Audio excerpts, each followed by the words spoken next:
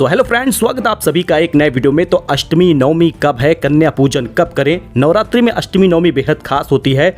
अब अष्टमी नवमी आने वाली है तो क्या ये एक दिन होगा? कन्या पूजन हम कब करें? कन्याओं को भोजन में क्या खिलाएं और साथ ही उपहार में क्या दें? ये चलिए सब कुछ जान लेते हैं।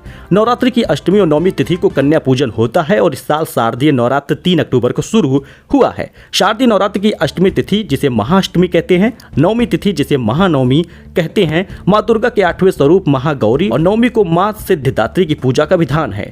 अष्टमी तिथि नवमी तिथि दोनों एक ही दिन पड़ रहा है। कन्या पूजन शुभ फलदायी होता है। तो आइए जानते हैं कब करेंगे, कब मनाएंगे। एक ही दिन मनाई जा रही है अष्टमी और नवमी तिथि। 10 अक्टूबर को दोपहर 12 बजे के बाद अष्टमी तिथि लग जाएगी। 11 अक्टूबर को दोपहर 12 बजे तक अष्टमी तिथि रहेगी। वहीं नवमी तिथि 11 अक्टूबर को दोपहर 12 बजे से प्रारंभ होगा और 12 अक्टूबर को 10:58 पर समाप्त होगा। इस वजह से अगर आप कन्या पूजन कर रहे हैं तो इस बात का ध्यान दें कि कन्या पूजन और हवन पूजन साथ ही भोजन वगैरह आप 12 बजे से पहले करा लें। अगर आप अष्टमी तिथि का हवन और कन्या पूजन कर रहे हैं, उसके बाद नवमी तिथि लगेगी तो आप नवमी तिथि वाला कर सकते हैं।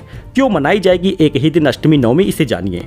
देखिए, 10 अक्टूबर को अष्टमी व्रत इसलिए नहीं रखा जाएगा क्योंकि सप्तमी युक्त अष्टमी व्रत रखना धर्म ग्रंथों में निषेध माना गया है। अब 11 अक्टूबर को अष्टमी तिथि दोपहर तक रहेगी, उसके बाद नवमी प्रारंभ होगा। अष्टमी युक्त नवमी व्रत रखा जाता है, इसलिए इस साल अष्टमी नवमी एक ही दिन मनाने की बात सामने आई है। अब कन्या पूजन कर रहे हैं तो 11 अक्टूबर को पूरे दिन शुभ मुहूर्त है। अब आप यहाँ पे देख सकते हैं ब्रह्म मुहूर्त जो एकदम सुबह होता है। इस समय कन्या पूजन करना शुभ फलदायी तो होगा, लेकिन कन्या नहीं मिलेंगी क्योंकि सुबह 4:40 से 5:29 का समय होगा।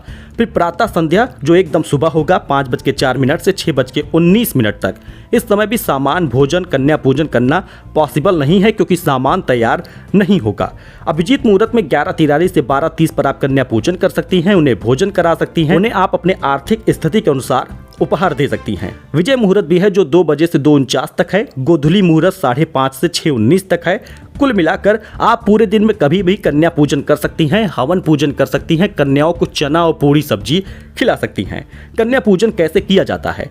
सबसे पहले आप कन्याओं को भोजन के लिए बड़े ही प्यार से आमंत्रित करिए। घर पर कन्याओं के आगमन होने के बाद उनके पैर धुलिए, उनके पैरों में रंग लगाइए, उनका श्रृंगार करिए। उसके बाद उन्हें चुनरी ओढ़ाइए। जो भोजन आपने तैयार करा है, चना की सब्जी, पूरी, हलवा, उसे जरूर खिलाइए। देखिए, अन्य चीजें नहीं खिलाई जाती। बहुत सारे लोग अलग अलग चीजें अपनाने लगे हैं।